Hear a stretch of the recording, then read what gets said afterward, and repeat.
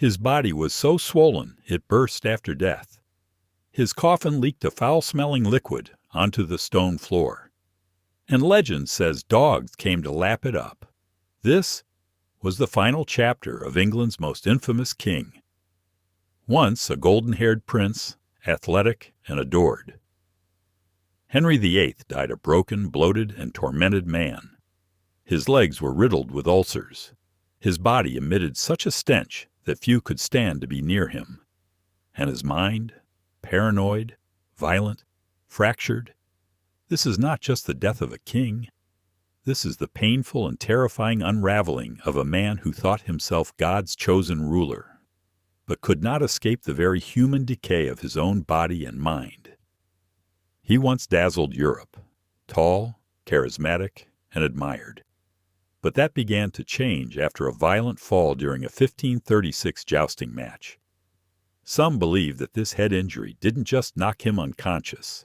It may have permanently unhinged his mind. After that moment, Henry became more volatile, prone to violent outbursts, suspicion, and erratic behavior. It wasn't long before he accused his second wife, Anne Boleyn, of adultery and treason, charges widely considered to be fabricated, and as his body slowed down, it began to betray him. His youthful frame, once a trim 89 centimeters at the waist, ballooned to over 130. He weighed well over 180 kilograms. He could no longer walk unassisted. A custom pulley system was installed in the palace just to hoist him from room to room. Even the architecture had to change. Doorways were widened and furniture reinforced to bear his enormous frame. But it wasn't just size. It was the suffering. Royal kitchen records show that Henry regularly consumed around 5,000 calories a day, heavy on meats and pies, nearly devoid of vegetables. He drank wine and ale in dangerous amounts, while his movement dwindled to almost none. The result?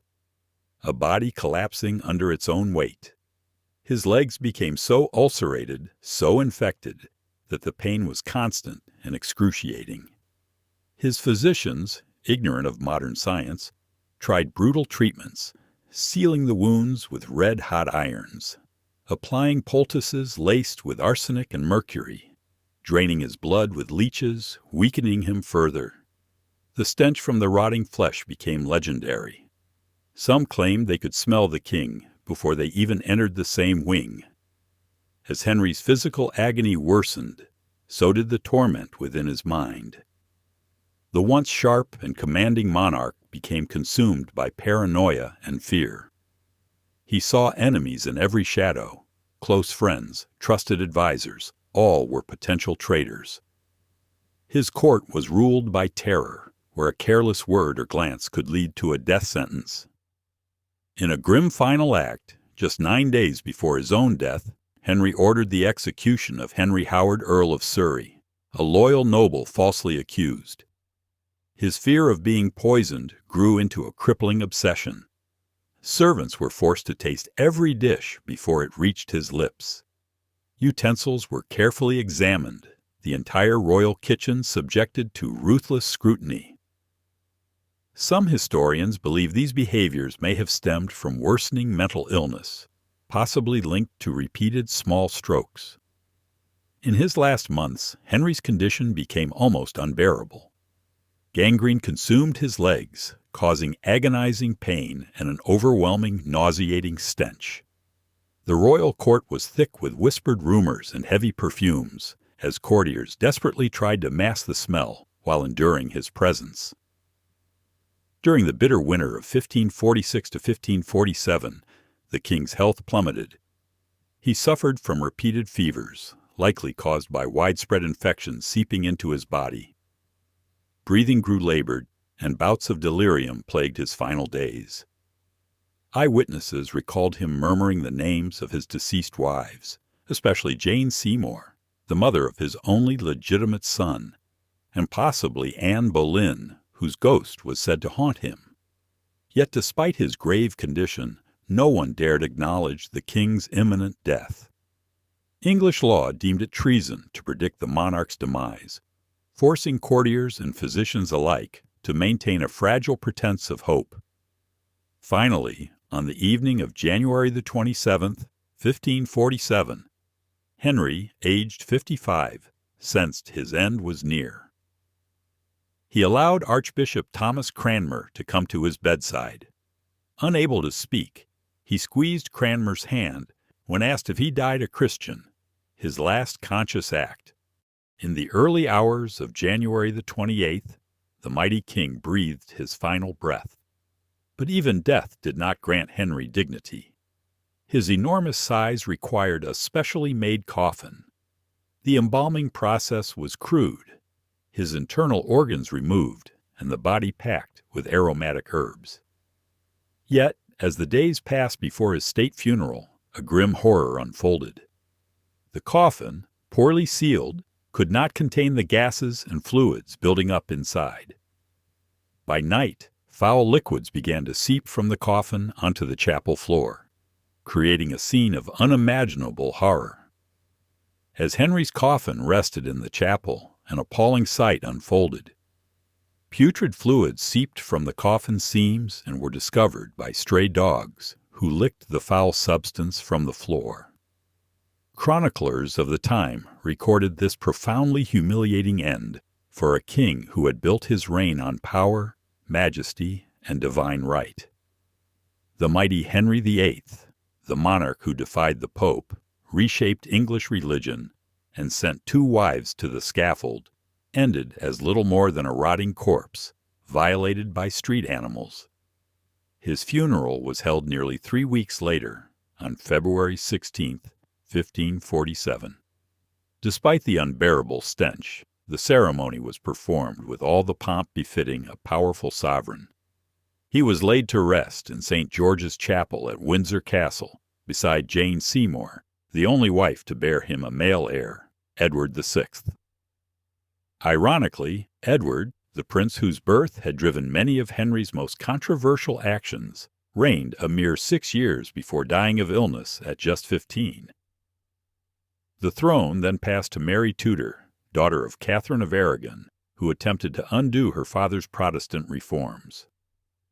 Finally, Elizabeth I, daughter of Anne Boleyn, the wife Henry executed on false charges, ascended the throne, ushering in a golden era in English history.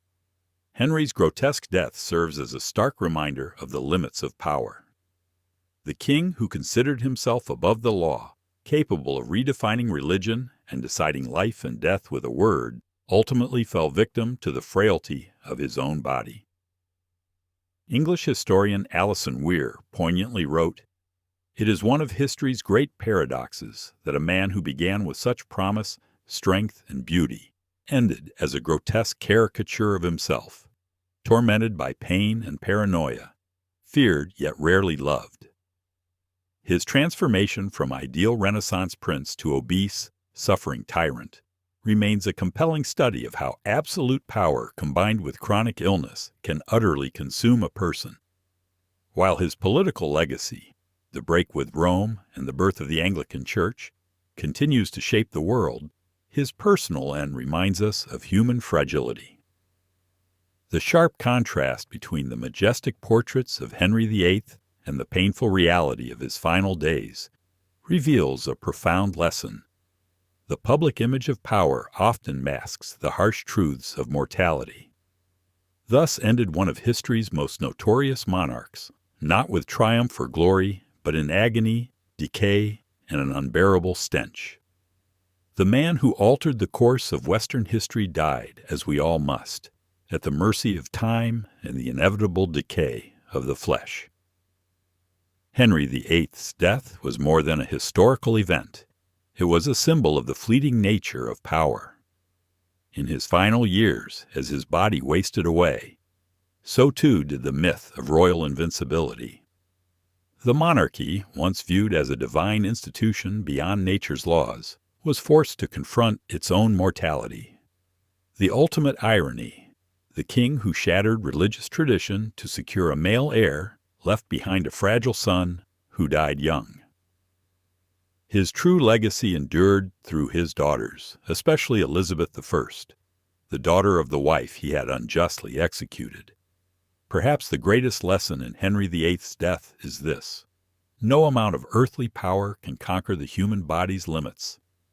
The man who rewrote the laws of England could not rewrite the laws of nature. In the end, the most powerful king faces the same fate as the humblest subject.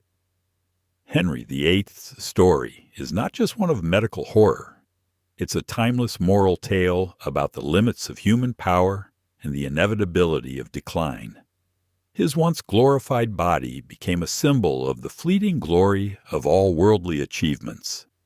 And in the end, death renders us all equal, regardless of rank or renown. The horrific demise of Henry VIII continues to captivate and horrify because it reveals the vulnerable humanity behind the mask of absolute power.